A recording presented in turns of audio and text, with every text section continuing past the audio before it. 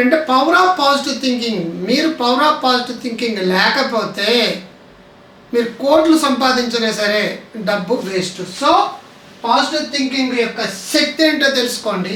Positive thinking వల్ల లాభాలు ఏంటో తెలుసుకోండి. పాజిటివ్ థింకింగ్ తోటి పైకి వెళ్ళండి. నెగిటివ్ థింకింగ్తో నట్టేట మునగకుండా చూసుకోండి.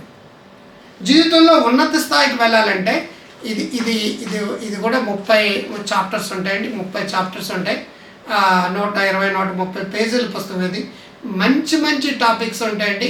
మీరు ఒక హీరో అవ్వడానికి, శక్తి సామర్థ్యాలు పెరగడం కోసం మీకు మీరు ఇన్స్పిరేషన్ ఎలా ఇచ్చుకోవాలి, ఎలా గొప్ప అవ్వాలి, అసలు నెగిటివ్ థింకింగ్ నుంచి ఎలా బయటపడాలి, పాజిటివ్ థింకింగ్ ఎలా మారాలి, లైఫ్లో ముందుకెళ్ళాలా, నెగిటివ్ థింకింగ్ కూర్చోకుండా నెగిటివ్ థింకింగ్ నుంచి ఎలా బయటపడాలి, పాజిటివ్ థింకింగ్ ఎలాగా సక్సెస్ అవ్వాలి, అసలు నెగిటివ్ థింకింగ్ వల్ల ఎలా నెట్టేటు మునిగిపోతాం, పాజిటివ్ థింకింగ్ తోటి ఎలా పైకి వెళ్తాం, ఎఫర్మేషన్స్ అంటే పాజిటివ్ అలవాట్లు ఎలాగా ఏర్పాటు చేసుకోవాలి. లైఫ్లో ముందుకు వెళ్ళాలి అంటే ఏమేం కావాలి? 21 రోజులు challenge, 21 days. You want to make the habit, you want to break the habit, you need 21 neurological trials. 21 days యొక్క కమిట్మెంట్ ఏంటి, అది ఎలాగా సాధ్యమవుతుంది, ఎఫర్మేషన్స్ అంటే ఏంటి, పాజిటివ్ ఆలోచన జీవితాన్ని ఎలా మార్చగలవు. ఎంత మంచి టాపిక్స్ అంటే ఆశావాద దృక్పథము, ఆప్టిమిజం. ఆఫ్టర్ ఆల్ ఒక బిర్యానీ అంత ఖర్చుతో మీరు అద్భుతమైన పాజిటివ్ థింకర్స్గా మార్చడానికి 30 చాప్టర్స్ ఉంటాయండి. దీంట్లో అద్భుతాలు చేయగలుగుతారు.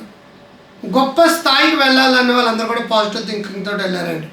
కోటీశ్వర్లు అయిన వాళ్ళందరూ కూడా పాజిటివ్ థింకింగ్ తోటి కోటీశ్వర్లు అయ్యారండి. మహానుభావులు అయిన వాళ్ళందరూ కూడా పాజిటివ్ థింకింగ్ తోటి అయ్యారండి.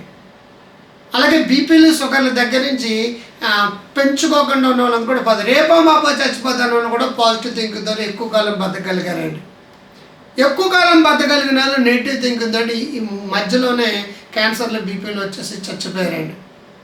దేనికైనా సరే కారణం ఏంటంటే నీ ఆలోచన జీవితాన్ని మార్చేస్తుంది. ఆలోచన జీవితాన్ని ఆశావాద, ఆప్టిమిజానికి పెసిమిజం తాడదు. పెసిమిజం ఎప్పుడు నిరాశవాదంతో, ఆప్టిమిస్ట్ ఎప్పుడు కూడా ఆశావాదంతో ఉంటాడు. ఎన్ని కష్టాలు వచ్చినాయి, ఎన్ని యాపిల్ కంపెనీలో ఆయన కానీ, లేదంటే ఎంఎస్ ధోని కానీ, వీళ్ళందరూ కూడా రిలయన్స్ అంబానీలు కానీ పాజిటివ్ థింకింగ్ తోటి ఏ విధంగా సక్సెస్ అనేది చాలా క్లియర్గా రాశాను. సక్సెస్ అనేది ఒక రబ్బ చెప్పుకోదు. అవకాశవాదాలు, ఆశావాద దృక్పథం, అవకాశాలు ఎలా పెంచుకోవాలి, అవకాశాలు ఎలా క్రియేట్ చేసుకోవాలి, ఇవన్నీ మన దాని స్ఫూర్తిని ఎలా కలిగించుకోవాలి, ఇన్స్పిరేషన్కి మీ పెరిస్పిరేషన్ పడితే